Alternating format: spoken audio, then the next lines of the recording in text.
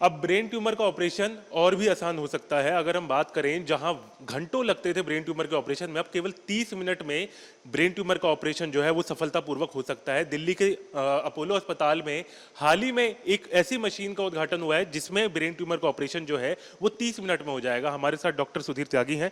Sir, सबसे पहले तो ब्रेन ट्यूमर के बारे में थोड़ा बताइए, कितना कॉम्प्लिकेटेड ये इशू है और भारत की अगर हम बात करें तो कितना बड़ा और महत्वपूर्ण बीमारी अगर हम देखें तो ये होती है। ब्रेन ट्यूमर अपने आप में एक बड़ी बीमारी है और इसमें बड़े चैलेंजेस होते हैं इसको ट्रीट करने में। कि एक तो सर्जरी इसकी डिफ़िकल्ट होती है, जो one of the most difficult surgeries में आती है, और पेशेंट एक रिस्क पे होता है। जब भी हम सर्जरी करते हैं 1 to 2% risk of life at least हमेशा ही होता है। तो एक सर्जरी के लिए अगर हिसाब से देखा जाए तो ब्रेन ट्यूमर एक बड़ी बीमारी है। जैसे कि आप बाईपास सर्जरी समझते हैं और भी बड़ी बीमारियों की सर्जरी समझते हैं, उनमें से एक बड़ी सर्जरी इसकी करनी पड़ती है ब्रेन ट्यूमर की।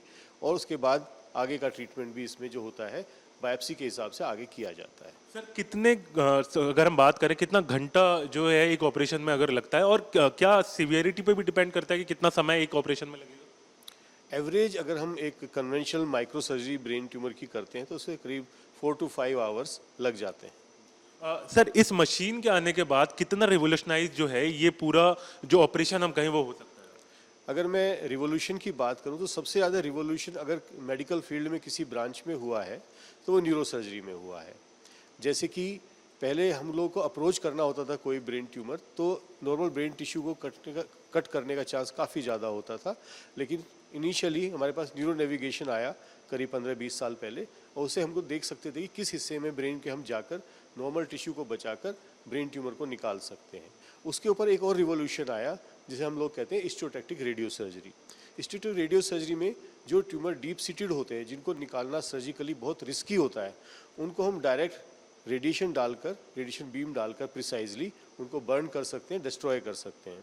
तो उनमें जो लेटेस्ट टेक्नोलॉजी अब आई है वो है ज़ेपेक्स टेक्नोलॉजी, जिससे हम हिस्टोटैक्टिक रेडियो सर्जरी करते हैं। सर, ज़ेपेक्स को थोड़ा आप बताएं कि किस तरीके से ये ऑपरेशन हो पाएगा, और थोड़ा मशीन के बारे में।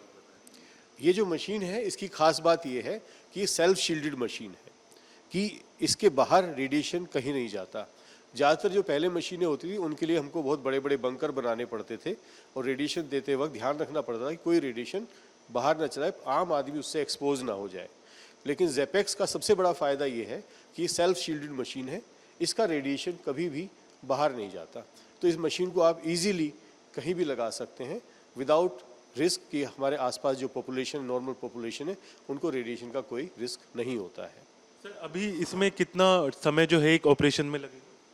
यूजुअली जो हमारे सेशन होते हैं इसमें 30 to 45 मिनट्स के होते हैं। ज़्यादातर सेशन 30 मिनट्स में कंप्लीट होते हैं। सर, इसके अलावा ये बताएं कि दक्षिण एशिया की हम बात करें तो पहला इस तरीके का मॉडल जो है वो आया है किसी अस्पताल में, क्यों इतना समय हमें लगा? क्योंकि बीमारी तो बहुत सीवियरिटी वाली है।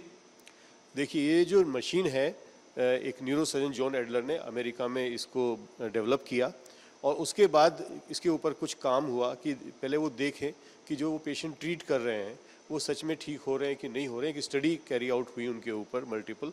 उसके बाद जब लगा ये कि हाँ ये पेशेंट के लिए बिल्कुल ठीक मशीन है, तब ये धीरे धीरे बाहर एक्सपोर्ट होनी शुरू हुई है। तो अभी तक ये ज़्यादातर मशीनें अमेरिका में ही हैं, कुछ यूरोप में आई हैं, और साउथ ईस्ट एशिया में पहली बार हमारे पास न्यू दिल्ली अपोलो हॉस्पिटल में आई है। सर, इसके अलावा जो हम बात करते हैं, क्योंकि भारत की अगर बात करें तो इलाज के समय लोग जो है कॉस्ट इफेक्टिव मेथड जो है हमेशा देखने की कोशिश करते हैं, तो क्या ये कॉस्ट इफेक्टिव भी रहने वाला है? बिल्कुल, यहाँ पे इंडिया के हिसाब से जो इसकी कॉस्ट रखी गई है बिल्कुल इस हिसाब से रखी गई है कि जो एक नॉर्मल ब्रेन सर्जरी की कॉस्ट हो उसी कॉस्ट में ये भी काम करे। तो सर, इसके अलावा अगर हम बात करें तो क्या ब्रेन ट्यूमर में एक चीज बहुत देखने को मिलती है, साइड इफेक्ट जो है ट्यूमर के बाद जो है वो देखने को मिलता है। बीमारी के बाद अगर हम ट्यूमर निकाल भी रहे हैं तो उसके बाद भी कई दवाइयों के सिम्टम्स जो है वो आ जाते हैं, तो क्या उसके बाद इसमें भी कुछ देखने को ऐसा मिलेगा? ब्रेन ट्यूमर के ट्रीटमेंट में ये हमेशा बड़ा चैलेंज होता है कि जब हम ब्रेन ट्यूमर को सर्जरी से निकाल रहे हैं तब भी आसपास का नॉर्मल ब्रेन टिश्यू बचा के रखना है। इस मशीन में भी सबसे बड़ा फ़ायदा यही है कि जब ब्रेन ट्यूमर को आप इससे ट्रीट करते हैं तो जो नॉर्मल ब्रेन टिश्यू है उसके ऊपर कोई इफेक्ट नहीं आता है, जिससे कि जो साइड इफ़ेक्ट आने होते हैं वो साइड इफ़ेक्ट पेशेंट को नहीं आएंगे।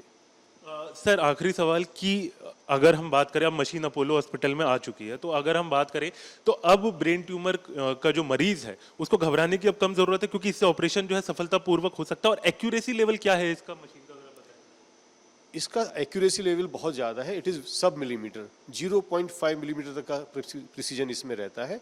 तो कोई भी spillage of radiation normal brain tissue में नहीं होता है। It is highly precise machine, और इससे जो ट्रीटमेंट हम ब्रेन ट्यूमर का करते हैं तो पेशेंट को साइड इफेक्ट आने का चांस बहुत ही कम होता है। बहुत बहुत शुक्रिया सर बात करने के लिए।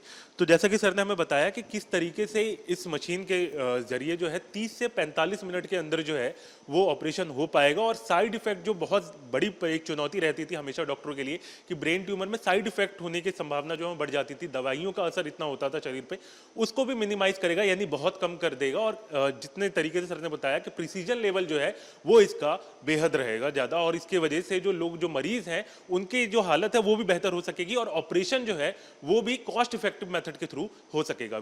सर इसके अलावा ये बताएं कि दक्षिण एशिया की हम बात करें तो पहला इस तरीके का मॉडल जो है वो आया है किसी अस्पताल में, क्यों इतना समय हमें लगा, क्योंकि बीमारी तो बहुत सीवियरिटी वाली है। देखिए, ये जो मशीन है एक न्यूरोसर्जन जॉन एडलर ने अमेरिका में इसको डेवलप किया, और उसके बाद इसके ऊपर कुछ काम हुआ कि पहले वो देखें कि जो वो पेशेंट ट्रीट कर रहे हैं वो सच में ठीक हो रहे हैं कि नहीं हो रहे हैं, कि स्टडी कैरी आउट हुई उनके ऊपर मल्टीपल। उसके बाद जब लगा ये कि हाँ ये पेशेंट के लिए बिल्कुल ठीक मशीन है, तब ये धीरे धीरे बाहर एक्सपोर्ट होनी शुरू हुई है।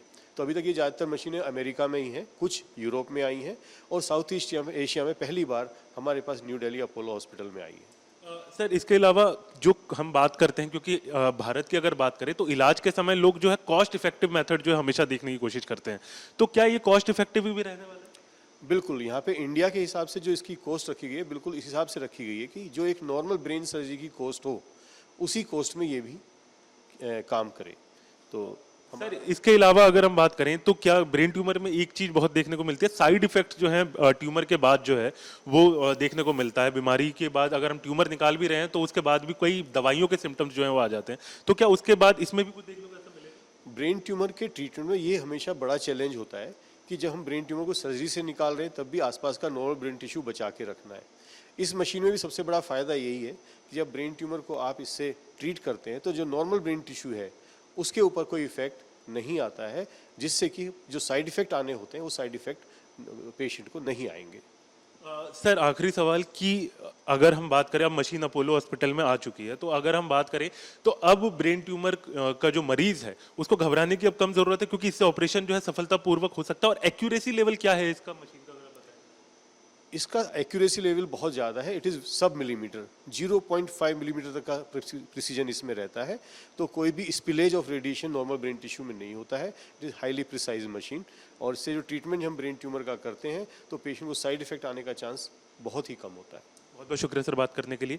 तो जैसा कि सर ने हमें बताया कि किस तरीके से इस मशीन के जरिए जो है 30 से 45 मिनट के अंदर जो है वो ऑपरेशन हो पाएगा, और साइड इफेक्ट जो बहुत बड़ी एक चुनौती रहती थी हमेशा डॉक्टरों के लिए कि ब्रेन ट्यूमर में साइड इफेक्ट होने की संभावना जो है बढ़ जाती थी, दवाइयों का असर इतना होता था शरीर पे, उसको भी मिनिमाइज करेगा, यानी बहुत कम कर देगा। और जितने तरीके से सर ने बताया कि प्रिसीजन लेवल जो है वो इसका बेहद रहेगा ज़्यादा, और इसके वजह से जो लोग जो मरीज हैं उनकी जो हालत है वो भी बेहतर हो सकेगी, और ऑपरेशन जो है वो भी कॉस्ट इफेक्टिव मेथड के थ्रू हो सकेगा। वीडियो जर्नलिस्ट विकास राय के साथ हरीश झा, न्यूज़ नेशन, दिल्ली।